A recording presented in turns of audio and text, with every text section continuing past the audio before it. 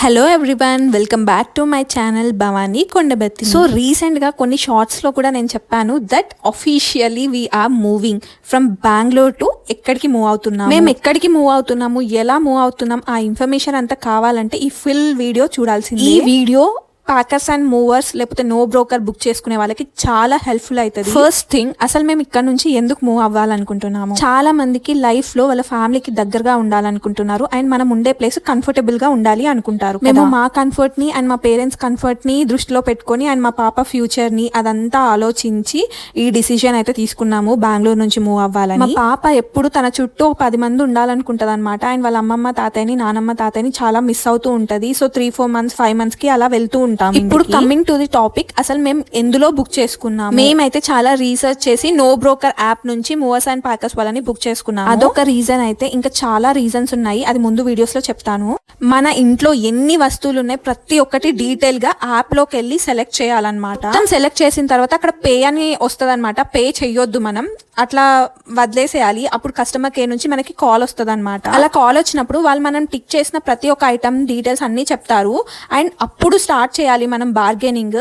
వాళ్ళు చెప్తున్న ప్రైస్ కి హాఫ్ ప్రైస్ కి అడగాలన్నమాట. ఇప్పుడు సపోజ్ 20,000 చెప్తే మనం 10,000 కే అడగాలి. ప్రైస్ అయితే డెఫినెట్ గా నెగోషియేట్ చేయాలి. ముందు వీడియోలో నేను చెప్తాను ఎందుకు చేయాలి అని. మనం అడిగిన దాంట్లో సపోజ్ 10,000 కి అయితే వాడు ఇవ్వడు, still we have to negotiate. At least 15-14,000 కి అయితే వాడు వస్తాడు. అలా బాక్స్ లో ఎందుకు టిక్ చేయాలి మనకున్న ఐటమ్స్ అంటే, దాన్ని బట్టి మన లగేజ్ ని బట్టి వాళ్ళు ఒక మూవర్స్ అండ్ ప్యాకర్స్ ట్రక్ అయినా లారీ అయినా అలా పంపుతారనమాట మన లగేజ్ కి తగ్గట్టు. అలా బార్గెన్ చేస్తుంటే 3-4 days వాళ్ళే కాల్ చేస్తూ ఉంటారు.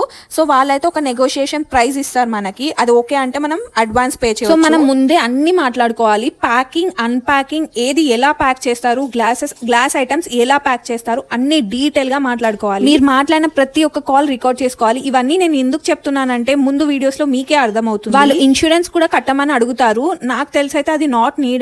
మన లగేజ్ మన హ్యాండ్స్ లో సేఫ్ గానే రీచ్ అవుతుంది, కొంచెం డామేజెస్ ఉన్నా పర్లేదు. సో ఇక్కడ వాళ్ళకి చాలా బెనిఫిట్ ఉంటది అనమాట. మన luggage first movers and packers truck లో తీసుకెళ్లి డైరెక్ట్ మనకైతే రీచ్ అవ్వదు లగేజ్. అది తీసుకెళ్లి ఒక వేర్ హౌస్ లో అయితే పెడతారు. ఇక్కడ ఇమేజ్ ఇచ్చాను. ఎందుకంటే మనలాగా షిఫ్టింగ్ చేసుకునే వాళ్ళు ఒక 2 members అలా అయిన తర్వాత ఇద్దరు లగేజ్ కలిపి ఒక పెద్ద ట్రక్ లో పెట్టుకొని అప్పుడు తీసుకొస్తారనమాట. ఇలా చేయడం వల్ల వాళ్ళకి చాలా ప్రాఫిట్ వస్తుంది. సో దానికోసం మనం నెగోషియేట్ చేసినా కూడా వాళ్ళకేం లాస్ ఉండదు అనమాట. చాలా మందికి ఈ డీటెయిల్స్ అన్ని తెలియక చాలా ప్రైస్ పెడతారు. So A movers and packers తో అయినా సరే మనం నెగోషియేట్ చేయాలి. ప్రైస్ నెగోషియేట్ చేసినా కూడా వాళ్ళు వచ్చి మొత్తం ప్యాక్ అయిపోయిన తర్వాత మొత్తం లగేజ్ కిందకి తీసుకెళ్లిన తర్వాత కాటన్ బాక్సెస్ లో ప్యాక్ చేస్తారు కదా, అదంతా ప్యాక్ చేసి కిందకి తీసుకెళ్లిన తర్వాత కూడా still they will ask money అనమాట. ఇది ఎక్స్ట్రా అయింది, అది ఎక్స్ట్రా అయింది, టబ్, బకెట్ ఏది ఎక్స్ట్రా ఉన్నా వాళ్ళు మనీ అడుగుతారు.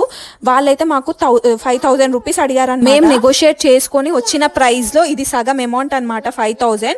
స్టిల్ వీ వేర్ నెగోషియేటింగ్ అనమాట. బికాస్ వాళ్ళు సరిగానే ప్యాక్ చేసి నీట్ గా ప్యాక్ చేస్తారు, అన్ని కరెక్టే ఉంటాయి. కానీ ఆ లగేజ్ మన ఇంటికి వచ్చిన తర్వాత చిన్న డామేజెస్ కంపల్సరీ ఉంటాయి అనమాట. ఇది నాకు experience. Mancherial to Bengaluru move అయినప్పుడు అసలు లగేజ్ సరిగానే వచ్చిందా, ఏమైనా డ్యామేజ్ అయిపోయాయా అని నేను నెక్స్ట్ వీడియోలో చూపిస్తాను. సో దానికి కూడా రీఫండ్ ఎలా అడగాలి అదంతా నేను ఆ వీడియోలోనే పోస్ట్ చేస్తాను. సో మనం ప్యాకింగ్ చేసే ప్రతి ఒక్క వీడియో మనం అన్ని మన ఫోన్ లో క్యాప్చర్ చేసుకోవాలన్నమాట. ఇక్కడ చూడండి, ఏసీ బ్యాక్ సైడ్ డ్యామేజ్ అయింది. అది ఫస్ట్ మూవర్స్ అండ్ ప్యాకర్స్ చేసిన మిస్టేక్ అనమాట. సో ఇప్పుడు నేను అది కంప్లీట్ గా వీడియో తీసుకుని వాళ్ళకి ఇన్ఫార్మ్ చేశాను అనమాట. దీనికన్నా ఎక్కువ డ్యామేజ్ ఉంటే అది మీ ఫాల్టే అని చెప్పి. ఈ హౌస్ లో మాకు చాలా మెమోరీస్ ఉన్నాయన్నమాట. చాలా మంచి కాలనీ, ఇలాంటి ఇల్లు నాకు ఎక్కడికి వెళ్ళినా దొరకదు.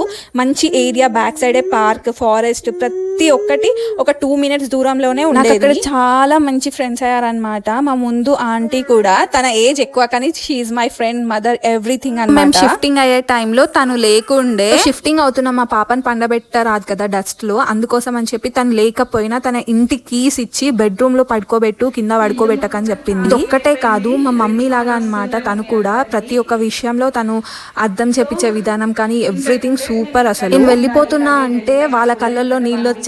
వెళ్ళేటప్పుడు కూడా ఐస్ క్రీమ్ పార్టీ అదంతా ఇచ్చారనమాట. సో లగేజ్ మొత్తం వెళ్ళిపోయిన తర్వాత మేమైతే ఇల్లు మొత్తం నీట్ గా చేసాము. మనం ఎక్కడైనా హౌస్ రెంట్ కున్నప్పుడు మనం వెళ్ళినప్పుడే హౌస్ మొత్తం ఏది ఖరాబ్ ఉన్నా కూడా అది వీడియో తీసి పెట్టుకోవాలి. ఎందుకంటే మనం వెళ్ళిపోయేటప్పుడు అది మనమే చేసామని కూడా అనొచ్చు, తెలియదు కదా ఎలా ఉంటారో అని చెప్పి. మాకైతే చిన్న పాప ఉన్నా కూడా మేము చాలా నీట్ గా పెట్టుకున్నాము. వాష్రూమ్స్ కూడా నేను చాలా నీట్ గా పెట్టుకుంటా. ఇఫ్ ఓనర్ వచ్చి చూసాడు కూడా అసలు ఇక్కడ బెంగళూరులో 1 month రెంట్ కట్ చేస్తారనమాట పెయింటింగ్ కి కూడా.